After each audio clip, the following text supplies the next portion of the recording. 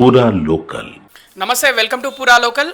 Love జిహాద్ పేరుతోటి హిందూ అమ్మాయిని ఒక ముస్లిం అబ్బాయి మోసం చేశాడనే వార్త ప్రస్తుతం దేశం మొత్తం సంచలనంగా మారింది. ఎందుకు అంటే ఆ యువకుడు పాకిస్తాన్ నుంచి భారతదేశం వచ్చి ఇక్కడ హిందూ అమ్మాయిని మోసం చేశాడనే వార్తలు వస్తున్న నేపథ్యంలో హైదరాబాద్లో ఈ విషయంపై, ఈ కేసుపై మరిన్ని విషయాలు మనం తెలుసుకునేందుకు ప్రస్తుతం లంగర్ హౌస్ పోలీస్ స్టేషన్లో సిఐ వెంకటరాములతో ఉన్నాము.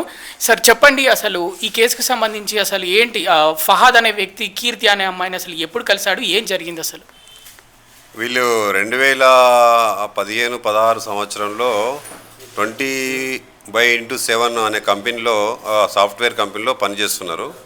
పనిచేసేటప్పుడు వీళ్ళ మధ్యలో లవ్ ఏర్పడడం జరిగింది. ఆ ఏర్పడ్డ తర్వాత మరి మొదటి భర్త ఆమెకు కీర్తి జగదీష్ అనేట ఆమెకు ఆల్రెడీ ఒక భర్తతో మ్యారేజ్ అయింది. అతనికి ఒక పాప కూడా ఉంది. అప్పటికి ఆ పాపకు 8 years ఏజ్ కూడా ఉంది. ఆ టైంలో మరి వాళ్లకు ఈమెతో సంబంధం ఉండడం వల్ల అయిందో దేనివల్ల అయిందో కానీ మొత్తం మీద డైవర్స్ అయింది. డైవర్స్ అయిన తర్వాత 2016లో ఈ ఫహాద్ తోటి ఆమె మ్యారేజ్ చేసుకోవడం జరిగింది. వాళ్ళు కన్వర్ట్ కూడా అయింది. ఆమె ముస్లిం, అంటే హిందూ నుంచి ముస్లింగా కన్వర్ట్ అయ్యి మ్యారేజ్ చేసుకోవడం జరిగింది. జరిగిన తర్వాత ఇప్పటిదాకా వాళ్ళు ఒక 2 years బ్యాక్ వరకు బాగానే ఉన్నారు. 2 years నుంచి వాళ్ళకు మధ్యలో మనస్పర్ధలు, ప్రతి చిన్న విషయాన్ని కూడా గొడవలు రావడము, ప్రతి చిన్న విషయాన్ని పెద్దగా ఆలోచించడం ఇలాంటి జరుగుతుందని చెప్పడం జరిగింది. ఆ తర్వాత వాళ్ళు 2 months నుంచి మాత్రం సపరేట్ ఉంటున్నారు. అంటే ఒక అపార్ట్మెంట్లో కింద ఫ్లోర్లో జంటు అనే ఫహాద్ ఉండడం, పై ఫ్లోర్లో కీర్తి జగదీష్ ఉండడం జరుగుతున్నది.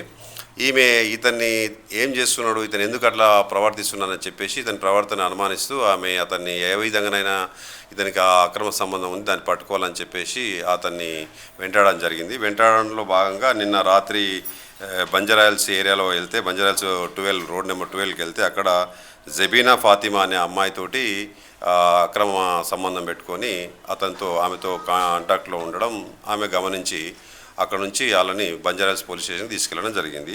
అయితే ఈ జబీనా ఫాతిమా అనేట ఆమె కూడా వీడో అన్నమాట. ఆమెకు భర్త లేడు, అతనికి ఏమైందో భర్త లేడు. ఆ భర్త లేకపోవడం వల్ల ఇతనితోటి సంబంధం పెట్టుకొని ఇతనితోటే జీవితం గడుతుంది అనేది మనకున్న ఇన్ఫర్మేషన్. సార్, ఇక్కడ బంజారాహిల్స్లోనేమో వాళ్ళని పట్టుకున్నారు అని వార్తలు వస్తున్నాయి, ఎవరైతే ఫహాదును ఇంకో ఆవిడతోటి ఎఫ్ఐఆర్ పెట్టుకున్నారని. బట్ ఇక్కడ లంగర్ హౌస్లో మరి మీరు కేసు డీల్ చేస్తున్నారు, మరి ఏంటి సంబంధం అసలు ఫహాద్కి, లంగర్ హౌస్కి, ఆ కేసుకి ఏంటి సంబంధం? అదే ఇప్పుడు ఆమె ఏంటంటే అక్కడ బంజారాహిల్స్లో ఈ ఫహాద్ అనే అతను జబీనా ఫాతిమా తోటి సంబంధం పెట్టుకురని చెప్పేసి అక్కడికి వెళ్ళి వాళ్ళకు కంప్లైంట్ చేశారు. అయితే వీళ్ళు ఉండేది, జీవించే మొత్తం అక్కడ ఒక 8 years నుంచి ఇక్కడనే ఉంటున్నారు. కాబట్టి మీరు లంగర్ హౌస్ పోలీస్ స్టేషన్లో కంప్లైంట్ చేయాలని ఇక్కడ పంపించారు. దాన్ని మేము డీల్ చేస్తున్నాం కేసు. మరి ఫహాద్కి సంబంధించి పూర్తిగా డీటెయిల్స్ ఏమైనా కనుక్కున్నారా? పాకిస్తాన్ నుంచి ఎప్పుడు వచ్చాడు భారతదేశానికి, అతనిది అసలు పాస్పోర్టు, అసలు వీసా, అలా పర్మిషన్ ఎలా వచ్చింది, ఇలాంటి డీటెయిల్స్ ఏమైనా కనుక్కున్నారా సార్? కొన్ని డీటెయిల్స్ కనుక్కోవడం జరిగింది, ఇంకా కనుక్కోవాల్సినవి చాలా ఉన్నాయి. అతను 1998లో ఇండియాకు వచ్చారు.